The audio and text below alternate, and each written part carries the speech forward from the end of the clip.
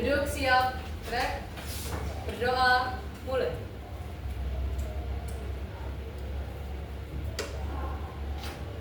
Berdoa, selesai. Beri salam. Assalamualaikum warahmatullahi wabarakatuh. Waalaikumsalam warahmatullahi wabarakatuh. Gimana kabarnya anak-anak? Sehat semuanya?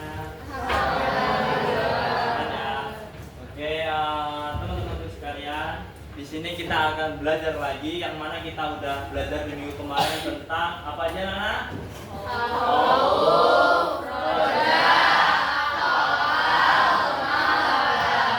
Oke, teman-teman sekalian udah tahu semuanya tentang roja itu apa?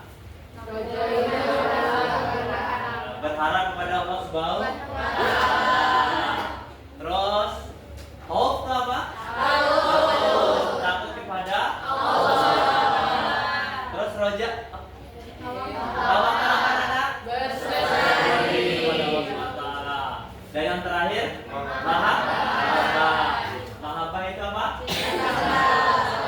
Jadi kakak berharap kepada kalian semua, kepada teman-teman sekalian, materi yang kakak sampaikan di minggu depan semoga selalu teman-teman mengingatnya dan bermanfaat buat kehidupan kalian sehari-hari ya. Oke teman-teman sekalian, di sini kita akan masuk di pelajaran hari ini yaitu tentang khodok. Apa? Khodok ya.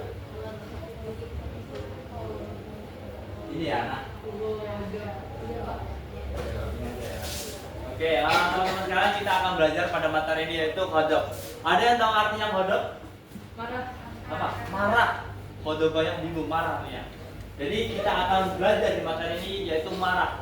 Bagaimana cara kita mengontrol diri kita, bagaimana cara kita menjaga kesabaran kita dalam menghadapi segala sesuatu. Kemarin kita udah belajar kan bagaimana cara kita berharap kepada Allah dan diuji sebuah cobaan yang mana kita diberikan sebuah rintangan yang berliku-liku, jatuh bangun, dan di situ Allah menguji kita bagaimana cara kita untuk bersabar dan bagaimana cara kita agar tidak marah. Karena ada dalam sebuah mahfudzat, kalian tahu mahfudzat?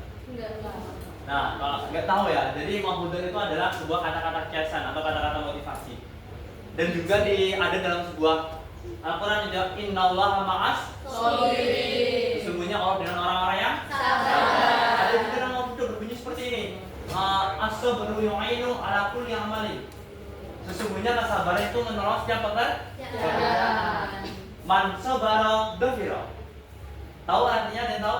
Barang siapa yang bersabar pasti beruntung. Nah, banyak kata-kata kiasan itu yang mengingatkan bagaimana cara kita untuk bersabar dan bagaimana cara kita tidak marah dalam menghadapi segala sesuatu. Sumpah teman-teman sekalian, di dalam diri kita mempunyai rasa batas sabar. Batas sabar.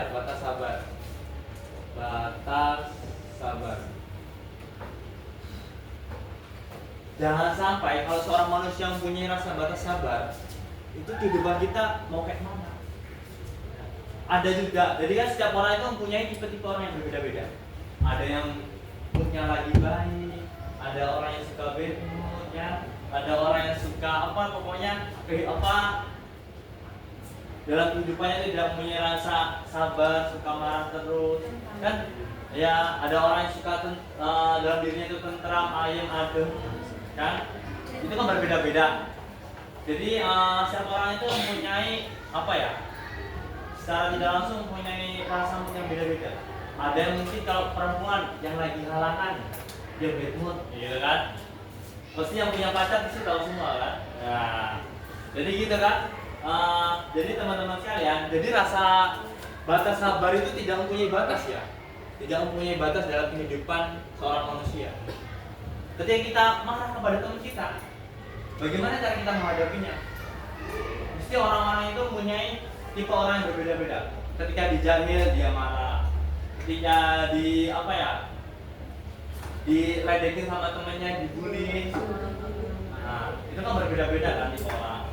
Ada yang nangis. Jadi jangan sampai di diri kita itu mempunyai di diri kita tuh jangan sampai mempunyai amarah amarah yang tinggi, mempunyai amarah yang tinggi. Dendam. Ya, jangan mempunyai dendam juga. Oke? Paham semuanya teman-teman? Jadi pada materi ini tuh sangat penting sekali dalam kehidupan kita. Ya, dalam kehidupan kita tuh sungguh diajarkan dengan rasa-rasa sabar dalam menghadapi segala sesuatu juga. Kayak yang saya akan sampaikan tadi, ibaratkan kalian menggapai segala sesuatu terus kalian tidak dapat mencapainya, apa kalian kuncinya apa? Sabar. Udah, itu aja sabar itu. Oke. Sabar itu bagaimana caranya? Caranya kalau menurut pendapat kakak, mendekatkan diri kepada Allah Subhanahu wa taala. Dengan apa? Kalian mengambil air wudhu, terus berdoa, terus sholat. Insya Allah setelah melakukan itu, pikiran kalian nanti langsung fresh. Ya. Iya, boleh kalian semua apa namanya teman-teman kalian, ketika diuji kesabaran kalian, kita bisa melihat batasan diri kita. Kadang ketika diuji kesabaran, kita marahnya segini kita tahu. Jadi diperbaiki setiap harinya agar apa? Agar tidak mempunyai rasa amarah itu berlebihan sekali. Jadi kalau seumpama udah kebiasaan kalian marah terus terbiasa marah terus, itu nanti kebawa ketika kalian menikah. Ya. Kalian menikah, suami istri, istrinya marah terus. Itu nanti akan terbiasa. Ya. Jangan sampai terbiasa dengan hal yang negatif. Jadi seperti itu teman-teman sekalian. Cara mendekatkan diri kepada Allah itu bagaimana? Ya tadi yang kakak sampaikan tadi ya. Ya, oke. Apa aja? Ini apa namanya? Tiga ya. Nah, apa aja? Bagaimana cara kita mendekatkan diri kepada Allah agar tidak marah? Sabar. Selain sabar, ya kan? Solusinya itu bagaimana? Mendekatkan diri kepada Allah. Iya. Solusinya bagaimana? Caranya? Sholat. Ya, sholat. Jadi intinya apa? Sholat. Dan jangan kalian meninggalkan sholat. Kalau kita udah meninggalkan sholat, ini udah kehidupan kita akan berantakan. Ya. Mungkin bisa belum mendengarkan dengan skala ini ya. Jadi ketika kita udah kita menjaga sholat kita, insya Allah kehidupan kita tuh menjadi lebih baik. Ya. Kalian pernah ceritakan tentang seorang tukang kayu? Sudah ya. Udah banyak kan ceritakan ya. Oke, teman-teman sekalian, di sisi lain itu juga kesabaran tuh bagaimana cara kita menanamkan diri kita sebuah poin-poin penting dalam ajaran agama Islam. Yaitu apa? Ada yang masih ingat kemarin tentang al-Qur'an al-Khamsah? Apa aja? Menjaga agama, menjaga keturunan. Itu adalah sebuah kunci untuk menjaga kesabaran kita dan menjaga amarah kita. Itu poin penting banget, apalagi tentang menjaga agama.